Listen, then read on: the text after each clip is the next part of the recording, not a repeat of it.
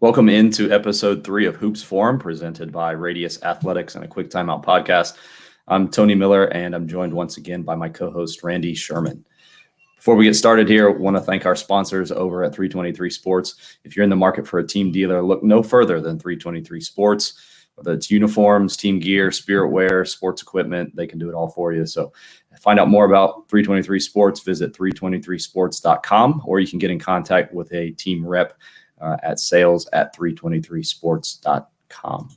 As always, we'd love to hear your conversations with us. We're trying to get more of you involved, and hopefully if you have a comment or maybe you have a question that you'd like to ask, all you need to do to get involved in this broadcast is to reply to the post there on Twitter, and we will integrate you into our conversation today. Today's topic is one that is near and dear probably to Randy and I, probably the best way to describe it. We're going to talk about pace and space offense. Randy, I know your history with this dates back probably a little bit further than mine, or maybe considerably further than mine. And I know that because a lot of the stuff that we do here at Bob Jones, we stole from you. So, when did you start looking at pace and space stuff, and how has it become kind of a main tenet of the things that you're teaching other coaches? Yeah, it probably goes back further than you, simply because I'm much older than you. But I would say, this conversation today, we're going to kind of break down into two parts: the pace, then the space. I would say the pace part, probably for me as a coach, dates back. I'd say maybe early 2000s. I think. Maybe a little bit before.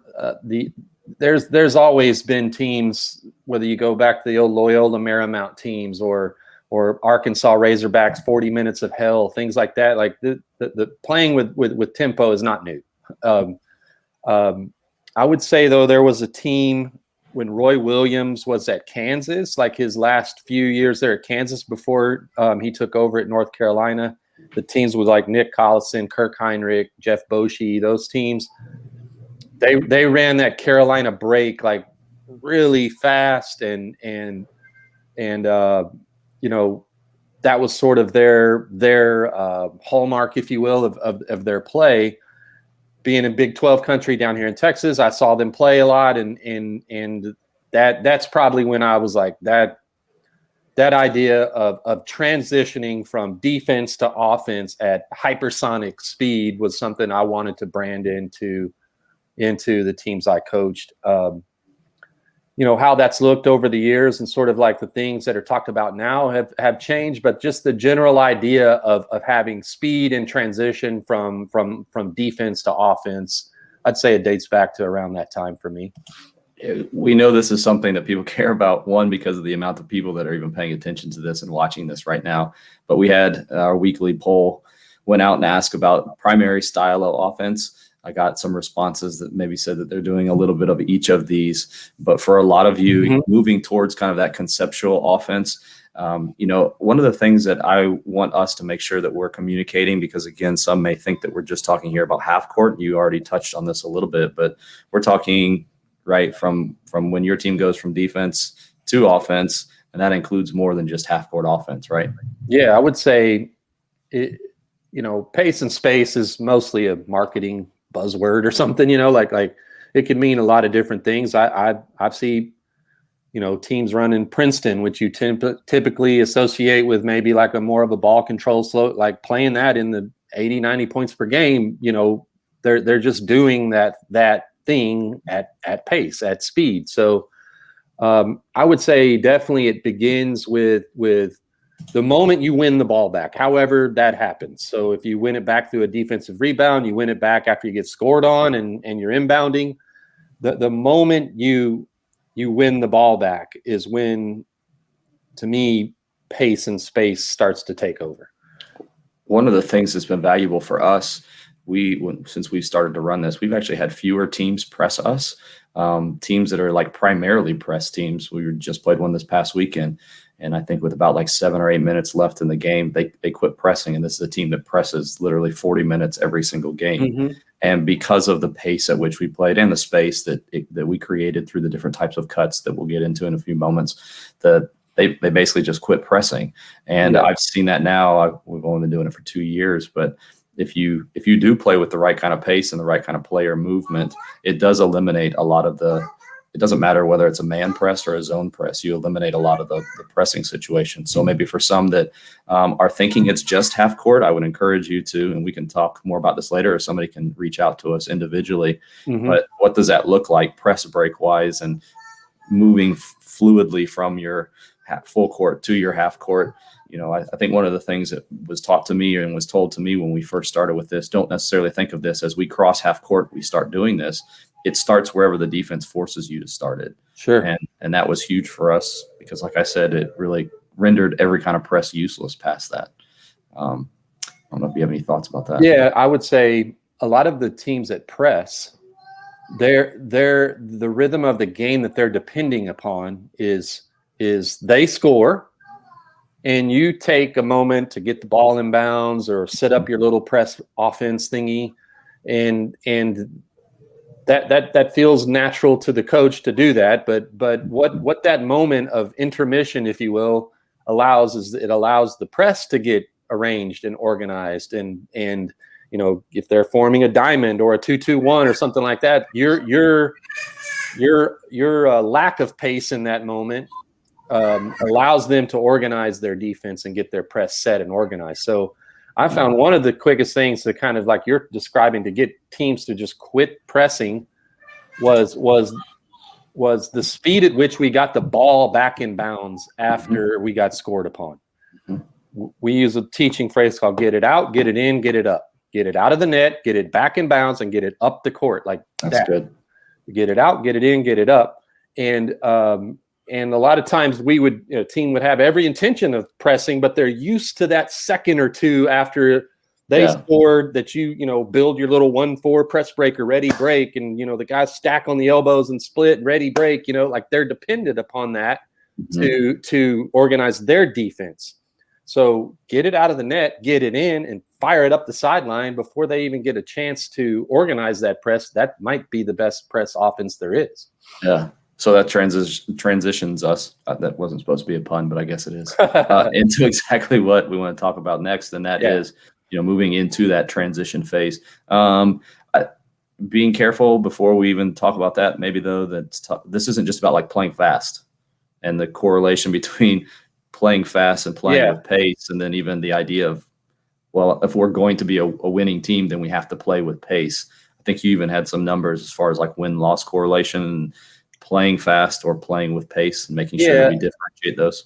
Anything I have as far as numbers would just be me reading it. I'm not a math guy really, so would be me reading someone else's work. But I would just say that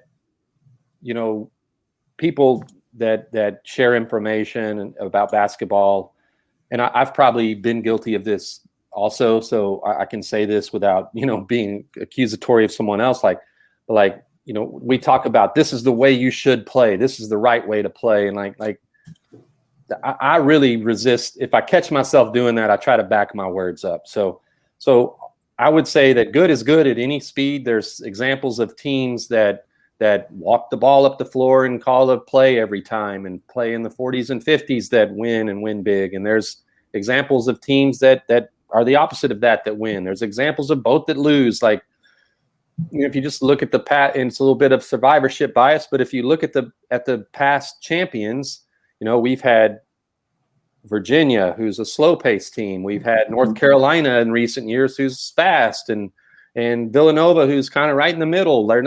They're 1 year they were on the slow end, and 2 years later when they won it, they were a little bit faster. And so it can be anything. So this conversation is definitely not like, hey, you got to play this way if you want to be good. I coach this way because I liked it. That's really that simple, and the players enjoyed it, and the players had fun playing it. So that's what the rationale as far as that goes, rather than making this a claim that this is like the only route to championship or something.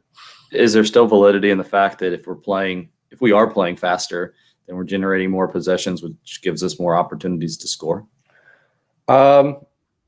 Yeah, maybe. I would say it definitely lessens the value of each possession.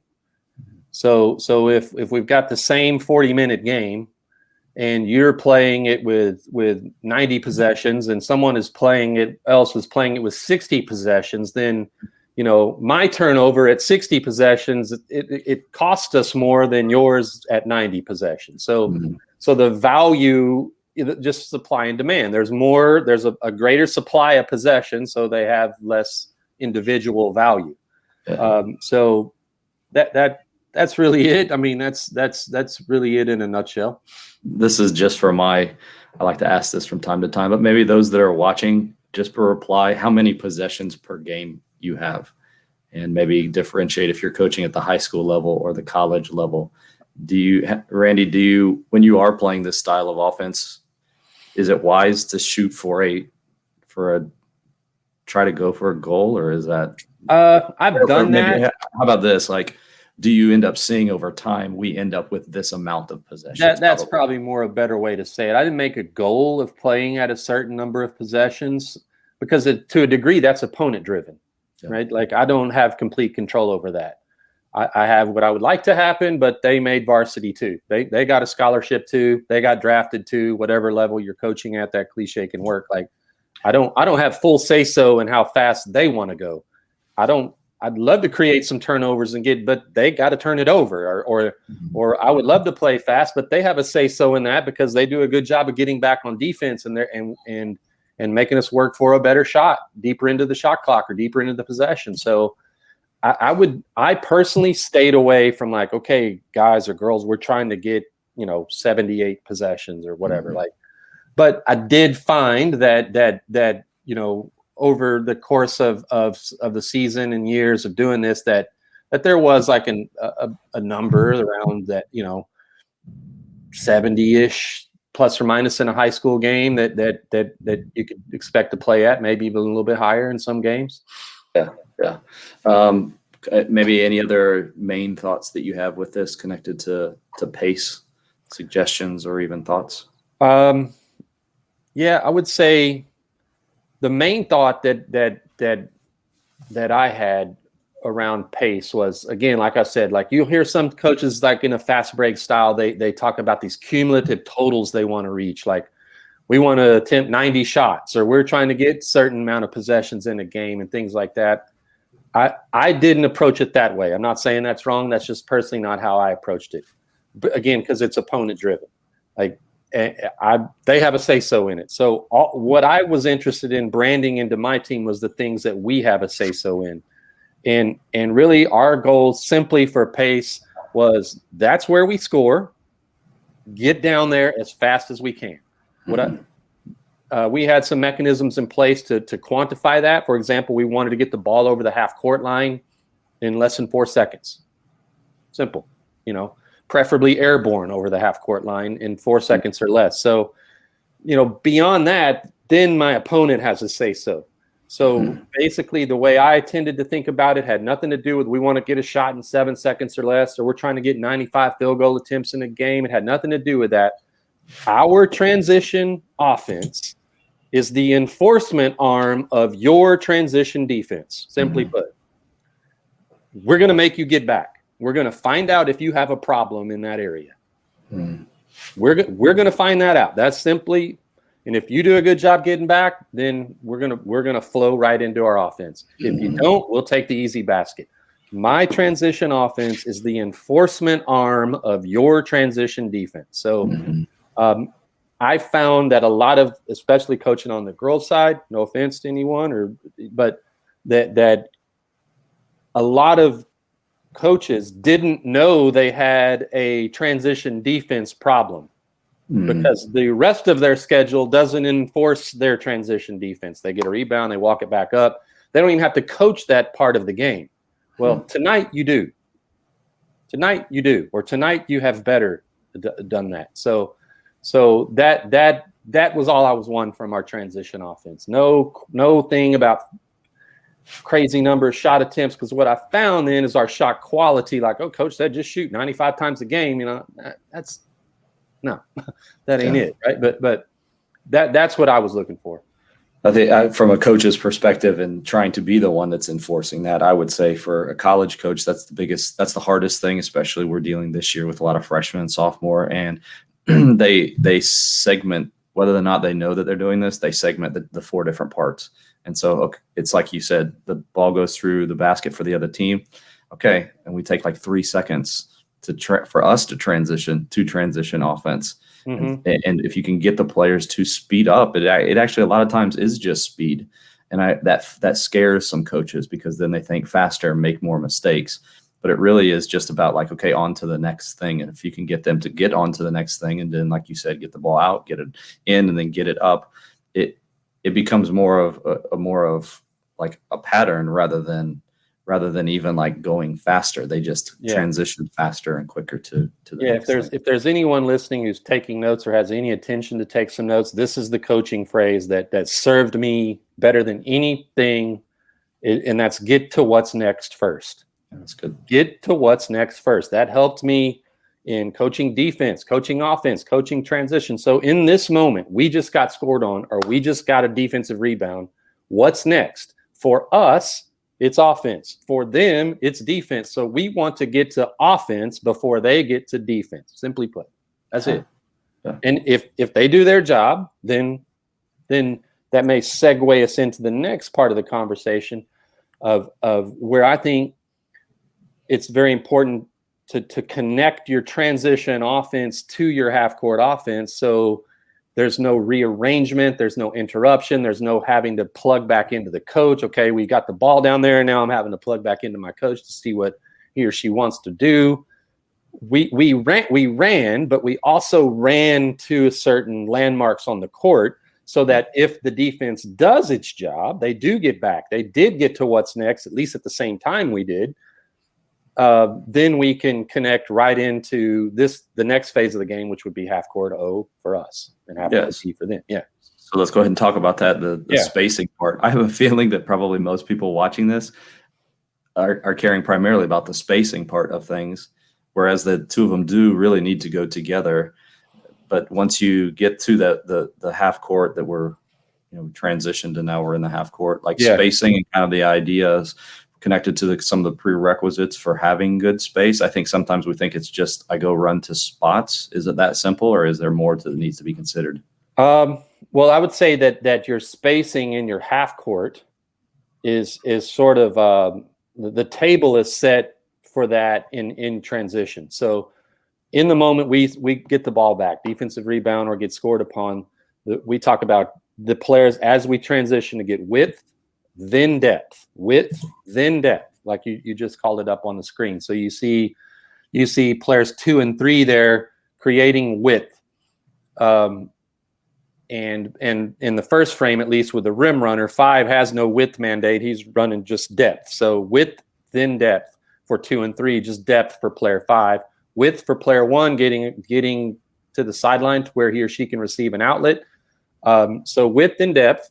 Player speed, ball speed. So player speed just is a fancy way of saying sprint, run, get your ass down there, right? Like fast. Ball speed is a way of saying, all right, we either want to pass ahead. If we can't pass ahead, we want to attack with a dribble. Both of those accomplish ball speed. So width, depth, player speed, ball speed.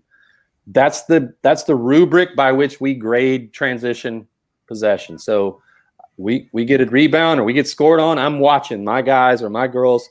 Okay, you did a good job with depth, but you're not wide enough. You're hugging the volleyball line instead of the sideline, or you're kind of looks a little joggy to me. Like I'm not seeing heels flipping glutes and elbows driving. I'm not seeing the biomechanical landmarks of someone sprinting. I'm seeing like a sidewalk jogger from you.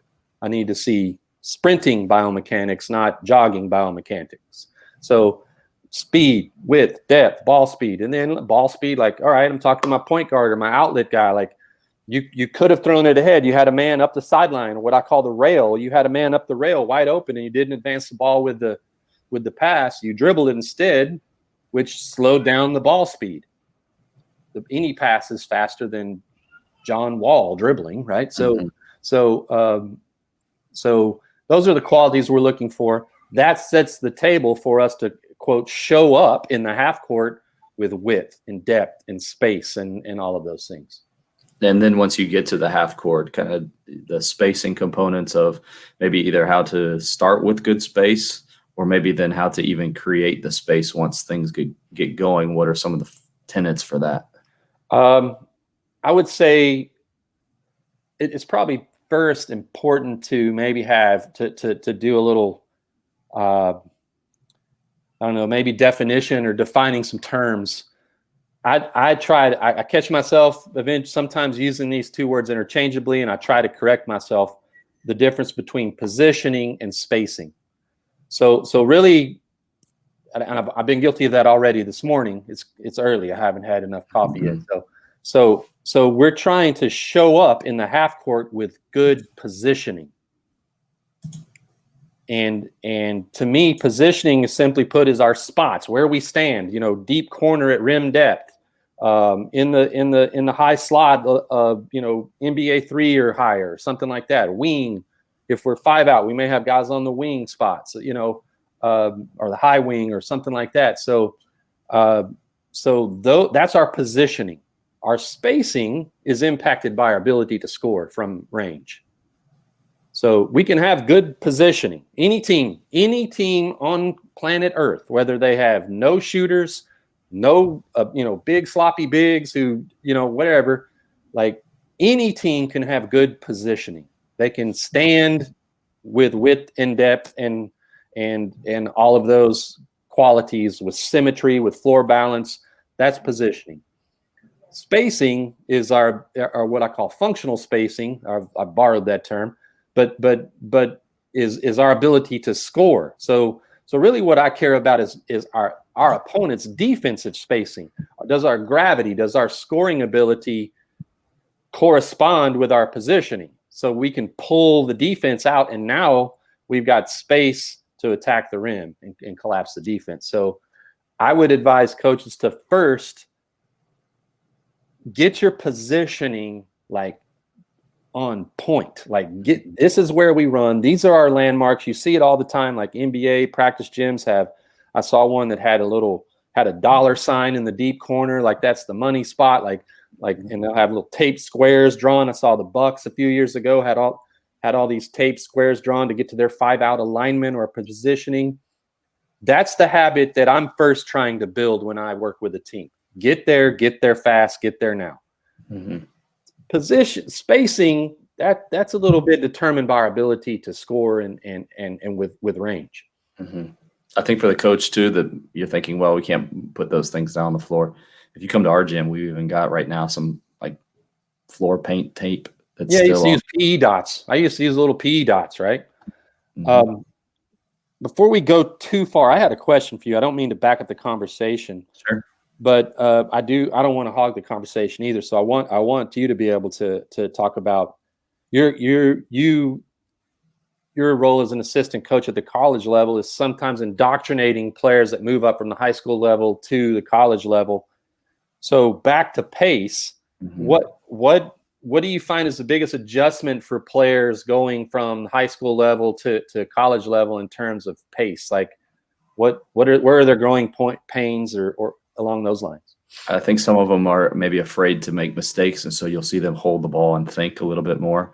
And you have to be more forgiving at the beginning because they are trying to process. We've talked multiple times on this show about you're trying to get your players to think as little as possible, but that comes through the habits that are built. So we do a lot of small-sided games and having them make decisions very quickly.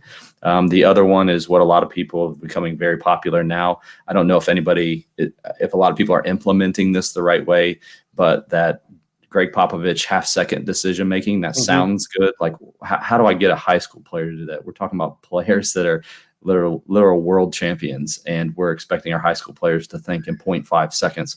Again, it sounds great to stand over on the sideline and yell that out. But for us, we do the 3-second count. And I like to do, I'm either catching to shoot, that's 1 second. I'm catching to make a drive to the basket, that's second number 2, or I'm catching to 3 pass. Mm-hmm. And guys get that very quickly. You start 1,000, 2,000, 3. I don't have to reinforce that to them. Their Yeah. teammates start reinforcing that to them. Yeah, a And good friend of mine, Ryan Smith, he calls that the count method, which that's a it's great it's reinforcement. just Awesome. And simple teaching tool. yeah, First, yeah. second, third order of thinking, right? Yeah. Yeah, and so I think just that idea of actually playing faster, that they just are not used to it. For me, too, a lot. You have to think of the fact that we're hopefully getting some of the better players from their high school teams. Yeah. The better players have had the ball in their hands longer, and their coaches have been okay with that. But they come to me and they're equals with the other five or the other four that are on the floor, and so you don't get to dribble. You don't get to change directions 3 times at the college level. Right. If you've got one change of direction, if you go twice, you're probably going to get it stripped by a help defender on the other side. So, I think just those kind of tangible things for them to see when I hold the ball or when I am slow to make a decision with it or I try to do too much with it, bad things happen. And we know that, but at the college level, every level you bump up, you can get away with less and less and less. Yeah, I know Gino REM, the UConn women's coach, of course, he has some famous rants about, a high school All-Americans obviously come to him, like the tip of the spear he gets, right? And he often talks about freshmen, like what you're calling a run, I call a jog. What you're calling a run, like so on and so forth. Like your definition of sprinting and mine don't quite match up. So I do know that I've heard some things from college coaches about like, all right, this steps up a whole nother level. So, and that's reflective in you ask every freshman after they've played for about half a semester, what's your biggest difference? Well, the size of the players and the speed of the game. Like it's the same response every single time. So definitely playing faster. I totally agree with that. All right, now let's go back to where we left off. I just wanted to get that in there because I do think that's good. What I wanted to do when I coached was like hear those responses from, say, maybe a coach that coached at a level above me and be like, all right, if this guy ever recruited one of my guys or my girls, he wouldn't be able to say that about her or him, right? Like, because I'm here, I want, like, this guy already knows how to play fast. He came from this program. That's sort of the branding I wanted to put into my, like, it was an adjustment if you got one of my players. That was my goal. I don't know that I got there every time, but if I wanted my definition of sprint to be the same as Gino's, like not high school sprint. Yeah. So the teacher inside of me wants to simplify this as much as possible. I don't intend to oversimplify it, but maybe I'm going to. Let's do it. I like to say that we're just simply with our spacing and with our pace, we're trying to create advantages on the floor. Mm-hmm. I don't know if those that are listening necessarily understand the advantage, small advantage, big advantage, but if you want to kind of talk about that, but then also the fact, like, how do I go about? I've got my players positioned where I want them to, spaced where I want them to based off their skill set. But now what? Now what am I? Are we just like, I'm going to out talent you and get to the basket and score? Well, no, maybe, but that can work for some teams. But I would say, again, I gave the rubric of transition offense a moment ago of what we're looking for: width, depth, ball speed, player speed. When we show up in half court, I'm grading our what we look like against a model that I want us to look like. The first thing I'm grading is our construction. That's the first check mark I want to make. Okay, if we're 4 out, we got the deep corners, high slots with a ball side post or whatever you're doing with your interior player. If we're 5 out, whatever shape that looks like, corners, wing top, or square top, corner, one of double side, single side, whatever. Did we arrive in our construction? Check. We want to habitualize that to where over and over and over again, more possessions, way more possessions than not. All right, we're coming down the court and we're hitting those spots. So that's the first thing that I'm looking for. The next goal, to answer your question, would be penetrate. So I'm grading a possession on construct 1, penetrate 2. So how you achieve that penetration could be innumerable. Well, not really innumerable. you typically use an action, whether that be like you see NBA teams come down, they get two guys in the corners. The guy that rebound is trailing the play. He sets a drag ball screen for the ball. So they've constructed by hitting deep corners and two side, single side. They, drag ball screen. The guy drives or they hit a roller. That's penetrate. So construct, penetrate, and then execute our decision making behind penetration. That's it. So we create space in transition. We hit those spots. That's construct. The next goal is penetrate. That doesn't have to come via an action. It could be just dribble penetration. It could be we reverse the ball a couple times, cut a player, and drive into a gap or something like that. Like whatever we do after we've constructed should be about achieving penetration. And then thirdly, it's about the decision making behind the penetration. We execute that properly. So we attempt to penetrate with the aim of scoring at the rim. And the players that aren't in that penetration action are creating space with their positioning. They're staying out of the way, simply put. Or they're cutting in a manner that manipulates a would-be helper. All right? Then that player that's penetrating, whether we penetrate with a pass or penetrate with a dribble or penetrate with a cut, is their hope and aim is to score at the rim. But if help shows up, now it's decision time. We throw where the help came from, and then we get to that like half-second basketball you're talking about. We shoot first, drive second, pass third, something like that, right? Here's the thing that I like about all of this. Everything that you've mentioned, everybody is sitting there that's watching and listening, and they're like, yeah, we understand that. That's how basketball has been played for like the last 20 years. I have personally felt that this kind of offense, when you start teaching conceptual offenses, you end up packaging all of that together. Because what I have found is we've treated too many things like quick hitters, like, okay, we're going to go do this time. Whereas these conceptual offenses are putting, it's like going out, and I've never done this, but like figure skating and just working on triple axels. That's great if you can do triple axels, but if you can't do a whole performance, you're never going to win the gold medal. Mm-hmm. And so for this, putting the whole thing together, whether that's, okay, we're going to incorporate blur screens, we're going to have some dribble handoffs, we're going to every now and then maybe use like a ball screen off of a bounce out or something like that. We're going to use a back screen off some action. Yeah. It puts everything together. And once you get the system together, the players, again, aren't just trying to go out and execute triple axels. They are just simply practicing basketball. Yeah. So I think there's certain offenses where the play scores, right? Like we call the play, we get in our box or our 1-4 and we see cut, screen, boom, boom, boom, pass, layup. Like, yay. Like the play scored. Yeah. In this brand of offense, maybe that's not the case. If you look at just like on paper, it's like, okay, this guy passes here, he cuts there, this guy fills and he cuts there, and like there's not like something that's a play that works. It's concepts to manipulate, create, expand space, and the player scores. Mm-hmm.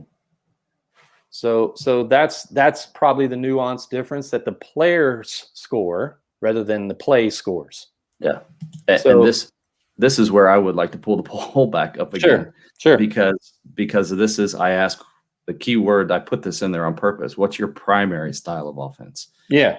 For the ones that replied and says, well, I use a combination of all of those. Yeah, I do too, but I don't use those all equally. Right. And this is where, again, I'm biased. Yeah, you force them into an answer. Yeah. Primary, right. Yeah. And I think that a lot of coaches are coming to the realization when we play out of concepts in our normal offense, this gives us opportunities. And it's not that those other things like a set play, you and I, before we got on here, we're talking about, there are some great times for set plays, like after a timeout or the first play of the game or something like that, where you want to get the ball into certain guys' hands. And so you are going to run certain actions, but it just becomes very difficult. And it goes to our point of, if you're going to play with pace and space and things are going to transition quickly to the next component of the game, you can't just keep chunking things. We're going to run a set play. That didn't work. Okay, let's pull it back out and run another set play. Especially for those of us that are playing with a shot clock, it doesn't necessarily work. Yeah. Go ahead. Sorry. You talked about this a couple of weeks ago. I would encourage some to go back and listen to this. What set plays and sometimes what continuity does is it's player number 1, player number 12. And I don't want that. I want everybody in here. I want 1, 2, 3, 4, 5, 6, 7, 8, 9, 10. And the conceptual offense, as you practice these things and work on decision making, and everybody is working on these things. Just look at our box scores. You will see that our box scores are 4 guys or 5 guys. There are a lot of nights where 5 guys are in double digits because of this. People are sharing the ball. Everybody's playing. Everybody's getting opportunities, and it's allowing for a lot of people to be successful and impact our offense. Yeah, to play this way, you kind of have to adopt this mantra. We don't care who scores as long as Bob Jones University scores. Yeah. Right. Like, I don't care if you get 22 or you get 22 or whatever. Like, whoever the advantage knows not where it will land. Right. So we drive, we kick, we move it. Boom, boom, boom. Pass, shot. It's you. Happen to be you. Great. Who cares? Right. I want to talk about a little mechanism or a diet, if you will, I put myself on as a coach. You don't have to do this. It's not like a rule, right? It's like if a coach has to have a code, some things that they just won't do, even though they can, right? For me, the dividing line, back to the poll, was your point. There are good opportunities to use each of these categories: set plays, continuity, conceptual. The dividing line, the diet I put myself on, Randy, this is what I'm not going to do as a coach. I am not going to, even though I can by rule, plenty of coaches do it, sure, champion coaches do it, all that, yeah. Even though I can, I'm not going to call a play in a live ball change of possession.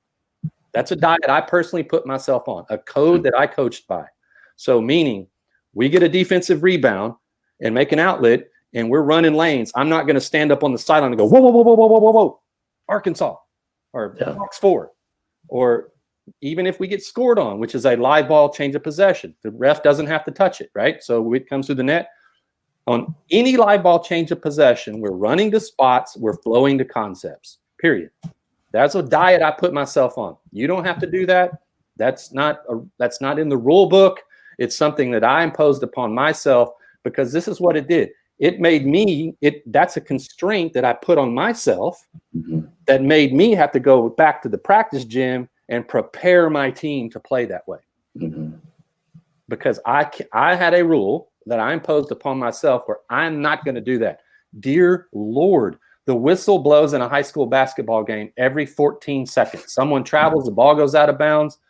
You guys, if we played longer than 2 minutes without a whistle, someone would have a freaking asthma attack, right? So there are ample times to where you're going to start a possession from a stop. Yeah. We're playing defense. The other team double dribble, white ball going that way.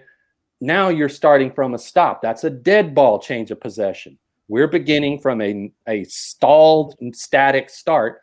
Call your play. You need the play. You need the concept. You need the action to create the advantage. On the live ball, our pace, our space creates the advantage. That's the dividing line that I imposed on myself. And I tried to follow it even in crunch time, the 15 seconds to go in a close game. I was like, we've done this all year. This is what we do. Not to mention, I mean, you kind of alluded to this without saying it this way. You're basically allowing the defense to go ahead and set up, and you are eliminating any advantage that you potentially had. Yeah, we allow them to get to what's next first. Yeah, they get to defense before we get to offense, and now I've got to use a mechanism of what we call plays or sets or ATOs to create an advantage. That's, to me, that's the diet I put myself on. Yeah, that's good. Did have one question here. Coach asked, when you're running conceptual, if you have a player who needs more shots, how do you approach that? You want to tackle that? I found that the ball actually just found the guy. It wasn't something that I had to be intentional about. There was still, even though we had a lot of guys in double figures, the leading scorers were still the leading scorers. There are also some things that you can do to manipulate it without getting into like details. Coach, I don't know what you call this, but like the fan action there at the top. So if we had a point guard, instead of him coming down the floor, giving the ball up and maybe not seeing the ball for another 3 or 4 passes, he would pass, fan out to the ball wing, side, yeah, and then get the ball right back. So that, I mean, there are again, offense. This is what I made a comment about this in a chat that I was doing a while back. But like we like plays. We as coaches think we like plays. You don't like plays. You like actions. There are actions that if you actually study plays, there's a reason why everybody likes a hammer play. It's because of the action that comes at the end. There's a reason why everybody likes stagger screens. It's because of the consecutive actions that are hard to guard. Yeah. And my point is that within your conceptual offense, you can quickly find which actions are going to get the ball to certain guys. Yeah. And I have found that the players will actually sometimes manipulate those actions. If it's a player that I don't want manipulating that action, I'll call them out on it. If it's a player that I'm okay with manipulating that action, I don't even address it. I just let him do that. Yeah. And so for me, that's kind of, again, I just feel like the ball still does find the guys that it needs to sometimes. And if it doesn't, then go ahead and stop that as a coach and say, no, instead of running this blur screen, we need to make sure that we're going one down to get the ball to the guy down in the corner. Yeah.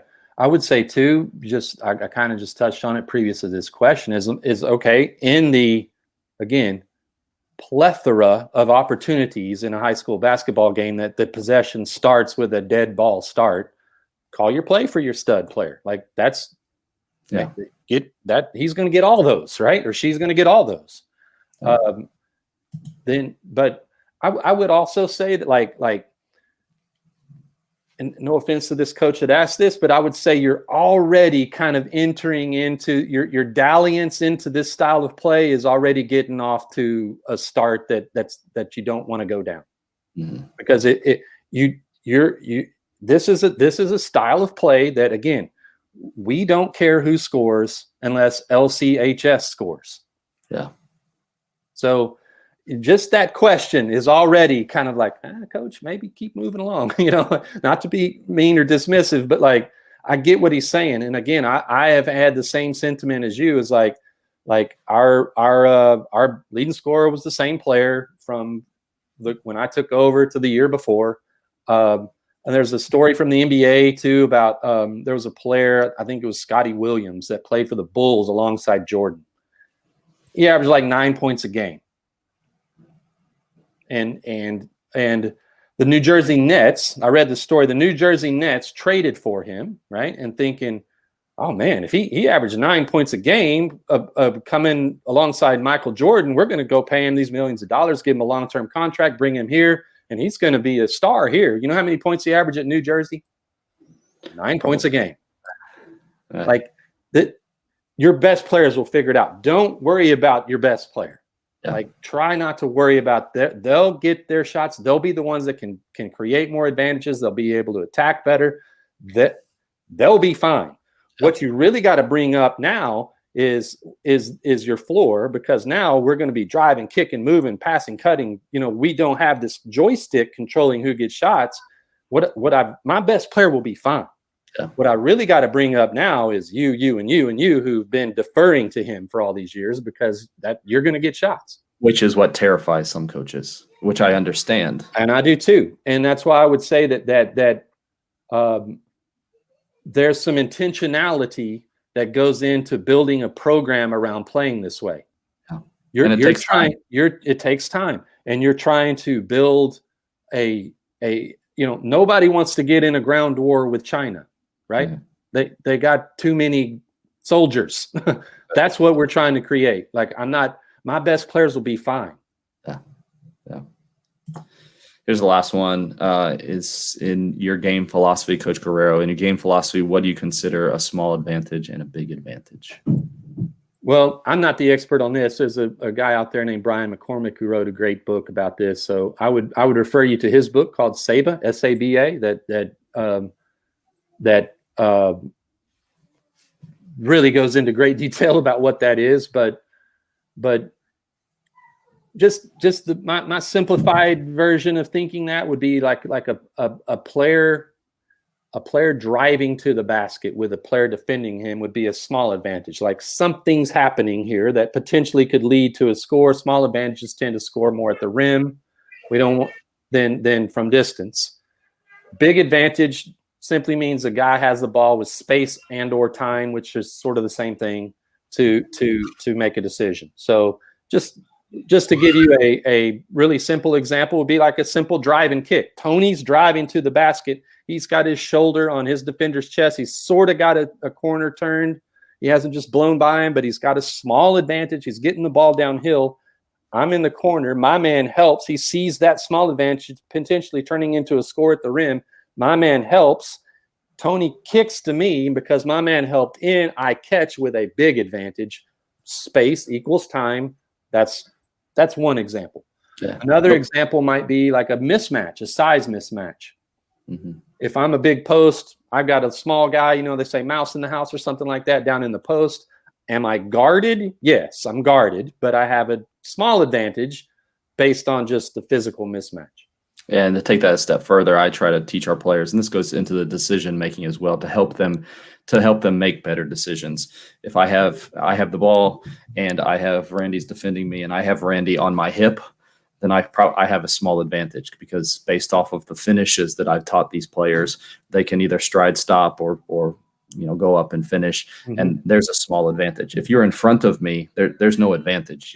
You've probably stopped me. I need to make a pass and give the ball up. Yeah, that would be called neutral. Like we're neither of us, the offense nor the defense, has the upper hand. Yeah. And that gets into finishing, which we won't talk about that for time's sake today. But I mean, even the different types of finishes, if you're on my hip versus if you're behind me.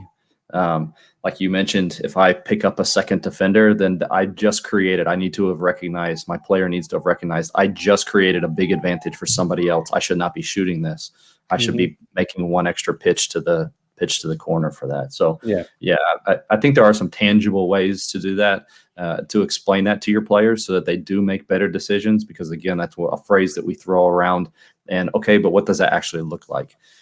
There are some other resources out there. Yeah, I would also add too that whether it's small or big, you must use it.